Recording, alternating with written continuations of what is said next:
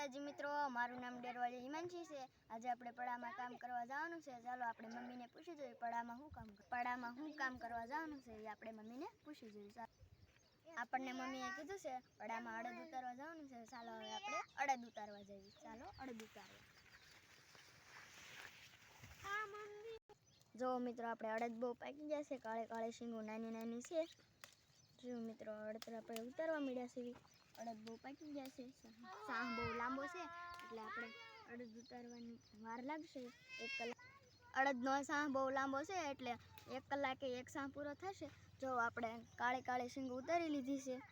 શીંગો સાવ નાની નાની છે। જુઓ અડદની શીંગો નાની હોય એટલે બહુ ભેગી નથી થતી। જો મિત્રો ભૂમિ અડદ ઉતારે છે। જો રીધુ અને મમ્મી પણ એક સાહમાં અડદ ઉતારે છે। જુઓ રીધુ હમ જોતો, જુઓ રીધુ અડદ ઉતારે છે અને મમ્મી અડદ ઉતારે છે।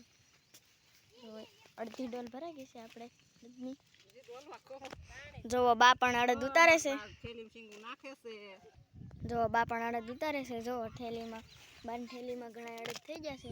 જુઓ બાએ અડદ નાખ્યા થેલીમાં। બા સૌથી આગળ નીકળી ગયા છે। બાને અડદ ઉતારતા ખૂબ જ ફાવે છે એટલે સૌથી આગળ બા વહી ગયા છે। ચાલો હવે આપણે પણ અડદ ઉતારવા જઈએ। જુઓ ભાઈને વાડીએ જવું છે એટલે અક્ષુ અને ભાઈ બે હાલ્યા આવે છે। જુઓ ભાઈ પણ અડદ ઉતારવા આવ્યો હતો, હવે એને વાડીએ વહી જવું છે। તડકો એને લાગ્યો એટલે વાડીએ વહી જવું છે એને। જુઓ અક્ષુન બે વાડીએ જાય છે। જુઓ અક્ષુન બે વાડીએ જાય છે। આજનો આપણો બ્લોગ પૂરો, લાઈક અને સબસ્ક્રાઈબ કરજો।